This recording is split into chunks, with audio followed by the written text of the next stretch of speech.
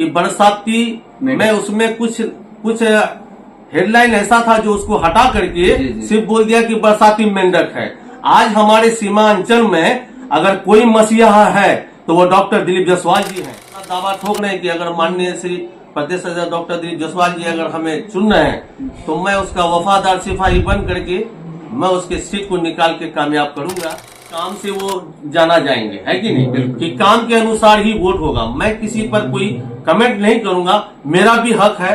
मैं भी चाह रहा हूं कि मैं अपना आवाज को बुलंद करूं। सवाल ये भी बनता है, अगर टिकट ना मिले पार्टी की ओर से, क्या पार्टी पर आप जुड़े रहेंगे या फिर निर्दलीय से फिर आने का प्रयास करें? तो पता है इस जिला में ज्यादातर उनका मुर्दाबाद की नारा लगाई जाती है, आप उनके साथ खड़े होने का बात बोल रहे हैं? अरे 99% मुस्लिम और अक़लियत का लोगों का इलाज होता है, जो एक कॉल में वो तुरंत इमरजेंसी में कुमार सर को कह के वो तुरंत वहाँ पे एडमिट करा के फ्री सेवा का काम करते हैं। सर क्या ये हमारे लिए योगदान का नहीं, उसके लिए हम सब मुसलमान कुर्बान हैं मेरे हिसाब से, कि मेरे लिए वो। आप देख रहे हैं माइकल न्यूज चैनल, मैं न्यूज रिपोर्टर अक्षराज। हमारी मौजूदगी है बहादुरगंज 52 विधानसभा क्षेत्र अंतर्गत, जो कि किशनगंज जिला अंतर्गत आता है।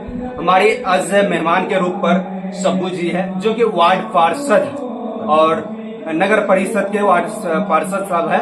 उनसे जानने का प्रयास करेंगे विधानसभा चुनाव के लिए वो भी अपना हक जता रहे हैं और किन पार्टी से हैं, तमाम दर्शक जानने के लिए आप लोग उत्साह हैं। सबसे पहले आपका स्वागत है सब्बू जी हमारे न्यूज चैनल पर। आदाब सलाम तमाम देशवासियों को मैं अपने तहे दिल से नमस्कार कर रहा हूँ, आदाब कर रहा हूँ। मैं अभी ये 52 विधानसभा बहादुरगंज से अपना बिगुल फूकना चाह रहा हूँ।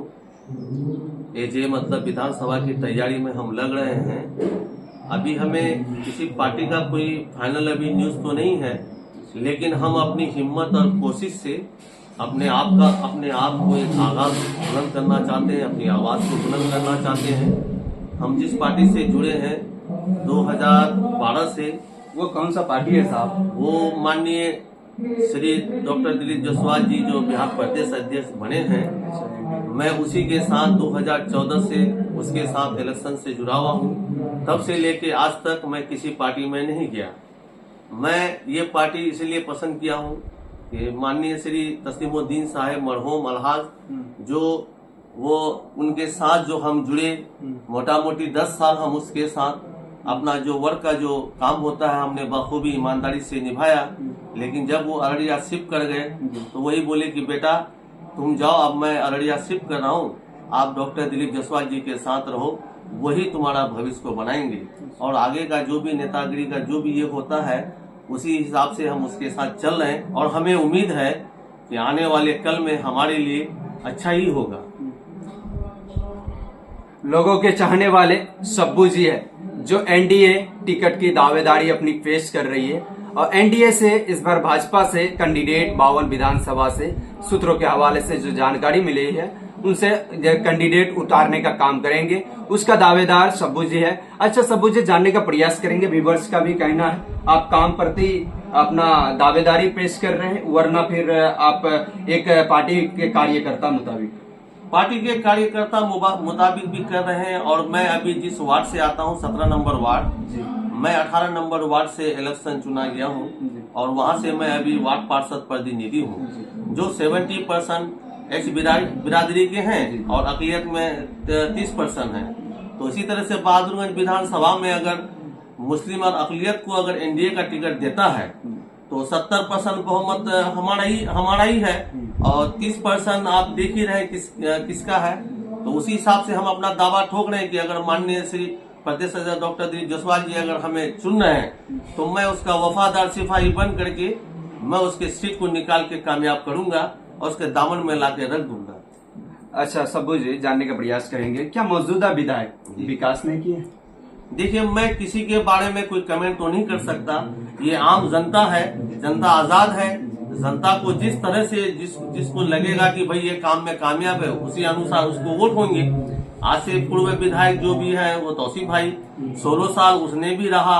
अब न जाने 16 साल के क्रम में अब वो कितनी अच्छी काम किए होंगे, विकास किए हैं नहीं किए हैं, ये उसका उसका जवाब उसको मिल गया है। ठीक है, अब परजेन विधायक में जो भी है अंजार भाई साहब है, अब उनके भी काम से वो जाना जाएंगे, है कि नहीं, कि काम के अनुसार ही वोट होगा। मैं किसी पर कोई कमेंट नहीं करूंगा, मेरा भी हक है। मैं भी चाह रहा हूं कि मैं अपना आवाज को बुलंद करूं, मेरे अंदर भी एक क्षमता है, मैं एक नौजवान हूं। मैं चाह रहा हूं कि किसी नेता का झोला ढोने से अच्छा है कि मैं अपना बुगुल खुद थूक दूं।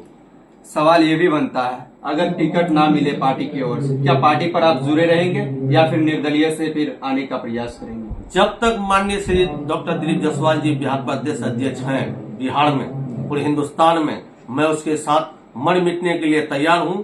टिकट मिले ना मिले, टिकट मिले फिर भी मैं रहूंगा, नहीं भी रहे मैं उनका छोटा भाई हूं, सिपाही की तरह मैं हमेशा उसके साथ हूं। सबू जी, आपको पता है इस जिला में ज्यादातर उनका मुर्दाबाद की नारा लगाई जाती है, आप उनके साथ खड़े होने का बात बोल रहे हैं? ये राजनीति मुद्दा है सर। इससे पहले एक सवाल किए थे वो कि बरसाती में उसमें कुछ हेडलाइन ऐसा था जो उसको हटा करके सिर्फ बोल दिया कि बरसाती मेंढक है।